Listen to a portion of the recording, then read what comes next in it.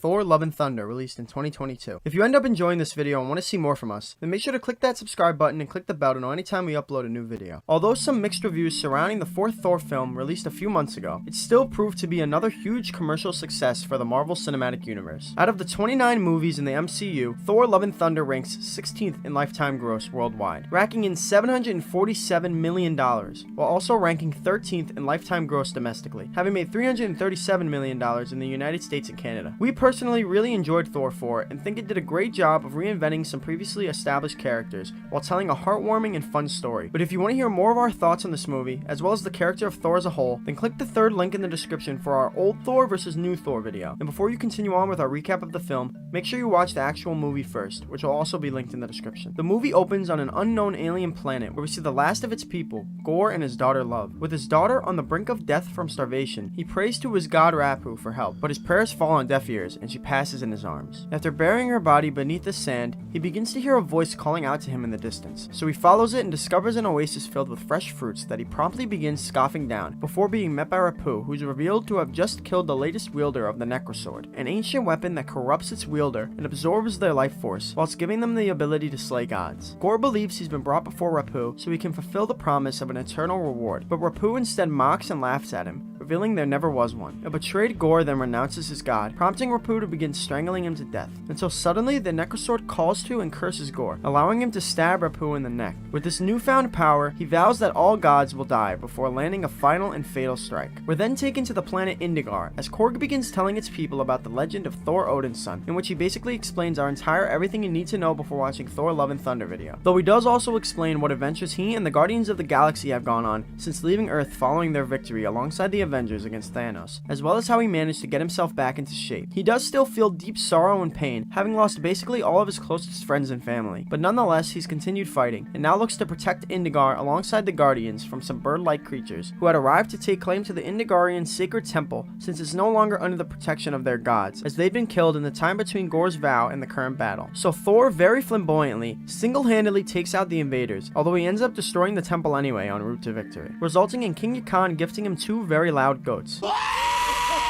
The team, along with the goats, then head on to the Guardians' ship, the Milano, inside of which they view a large number of distress calls that had emerged throughout the galaxy, as a number of gods have been murdered by a man labeled the God Butcher, with one call even coming from Thor's close friend, Lady Sif. So with so many in danger, the team decides to split up, saddening Thor, who's then comforted by Star-Lord, as he understands what it's like to lose someone, but says that it's better to have found love than to never loved at all. And with that, as well as an abnormally long handshake, the Guardians depart on their ship, leaving Thor and Korg to find Sif, which they soon do through the Bifrost on the galactic frontier, ruled by the now deceased god, Falagar the Behemoth. There they find Sif defeated with a severed arm, and she warns them that the God Butcher is headed to New Asgard next. Following Asgard's destruction during Ragnarok, the Asgardians were forced to move to a new location, and decided on Tonsberg, Norway on Earth, which had housed what's been described as the jewel of Odin's treasure room, the Tesseract, containing the Space Stone for centuries prior to World War II, during which it was collected by S.H.I.E.L.D. In memory of their home planet, they renamed the village New Asgard, which has since been thriving under King Valkyrie's leadership, who was given the mantle prior to Thor's departure from Earth with the Guardians. But they now face their first attack as Gorr sends shadow monsters to capture the town's children, and this leads to a battle between the monsters and Asgard's army, who are then joined by a returning Thor. But he's quickly distracted by what appears to be the sound of his former hammer Mjolnir, which he'd been given by his father and wielded for centuries, until his sister Hela, the goddess of death,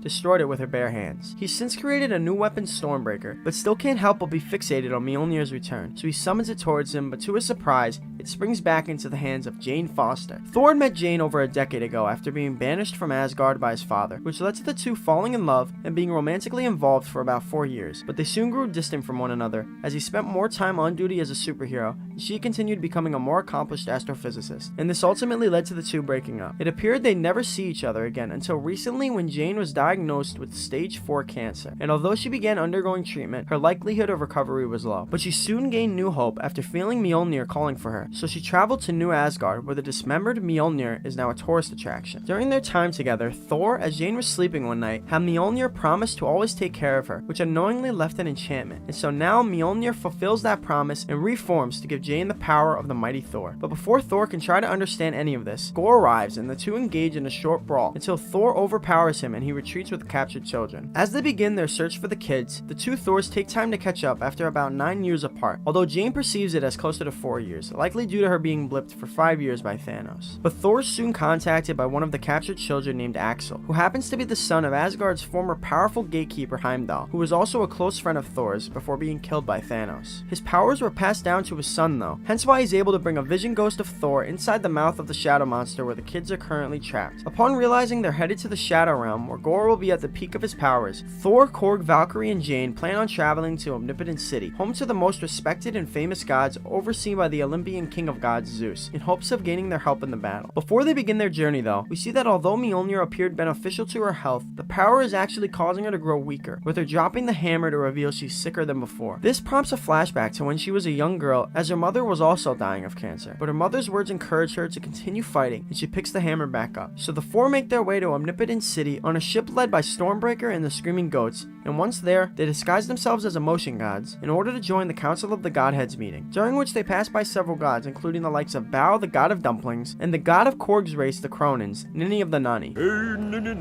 Zeus then makes his grand entrance before the council and begins discussing where they plan on holding this year's orgy, as well as announcing the winner for the most human souls sacrificed in the name of a god, which turns Jane and Valkyrie sour towards him. But Thor still believes in Zeus since he'd been his hero growing up, and eventually he approaches the stage to ask for his help in raising an army against Gorr. But Zeus doesn't believe he's a threat, shrugging off the fact that he's already killed a number of gods, which leads Thor to question his integrity, and for that, Zeus chains him to the ground and removes his disguise with a flick, accidentally taking off all of his clothes in the process, revealing an R.I.P. Loki tattoo, as well as one with a list of the loved ones he's lost on his back. Thor once again attempts to plead with him, explaining that Gorr has kidnapped his guardian children, but still Zeus refuses to offer any help, believing he's already perfectly safe in Omnipotent City and not worried about Gorr reaching eternity, one of the cosmic entities at the center of the universe that is said to grant the desire of the first person to reach it, since he doesn't have the key. So Thor, having accepted they won't help, asks for Zeus to at least allow them to borrow his lightning rod, Thunderbolt, for the battle, but Zeus declines that request as well, and refuses to let them leave at all, as they can potentially reveal Omnipotent City's locations at Gorr. So he sends his guards after him, forcing Jane, Valkyrie, and Korg to intervene, which then prompts Zeus to get involved as he launches Thunderbolt into Korg's body, seemingly killing him before then launching it at Thor. But an infuriated Thor manages to catch it and launch it back at Zeus, impaling him through the chest. It turns out though, Korg survived the attack, as the only part of a Kronan needed to survive is its face.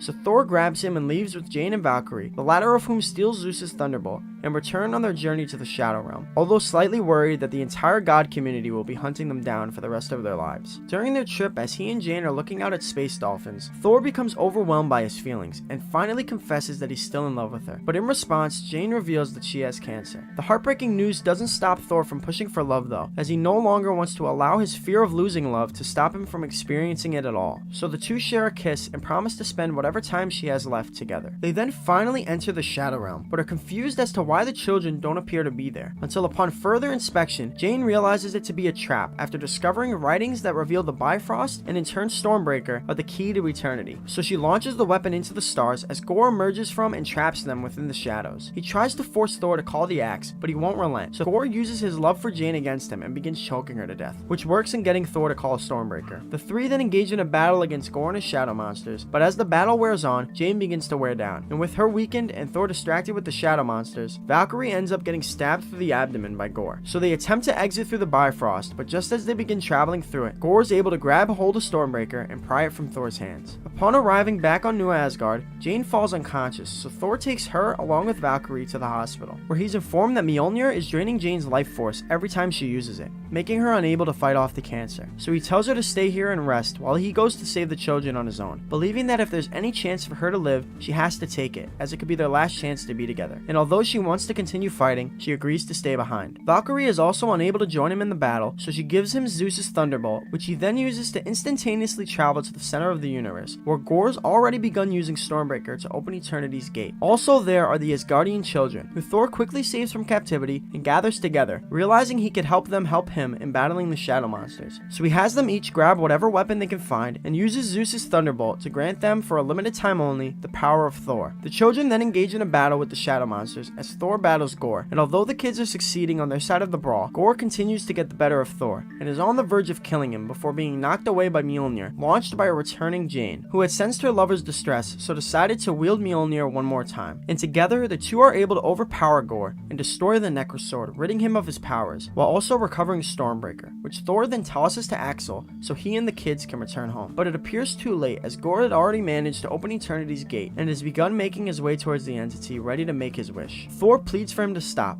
but Gorr insists he has to, believing it's the only way to avenge his daughter. So Thor accepts defeat and goes to spend his last moments with Jane, although he hopes Gorr will choose love as he has and bring his daughter back. But a dying Gorr claims she'll be left alone and without a father, to which Jane assures him she won't be, knowing Thor will look after her. So he uses his one wish to bring her back to life and gets to share one more moment with her before being overcome by the sword's curse. Jane's time is almost up as well, so she and Thor share I love yous, and those prove to be her final words as she passes following their final kiss goodbye. Later, we again hear from Korg as he's telling the legend of the mighty Thor, Jane Foster, who's since been immortalized in New Asgard with a statue. We also see that the kids have now begun training in combat under Sif and King Valkyrie, while Korg himself has fully regenerated and seeks to produce offspring with a fellow Cronin named Dwayne. Thor, meanwhile, has begun raising Gorr's daughter as his own and traveling with her throughout the galaxy, whilst wielding Mjolnir and Stormbreaker respectively, to offer assistance to whomever needs it, all the while becoming known as Love and Thunder. In a mid-credits scene, we see a still-alive Zeus as he's recovering from his injuries, furious with how superheroes have diminished the perception of the gods. So he sends out his son Hercules to kill Thor and remind the galaxy that the gods are to be feared once again. In a post-credit scene, we see Jane entering the gates of what's revealed to be Valhalla by Heimdall,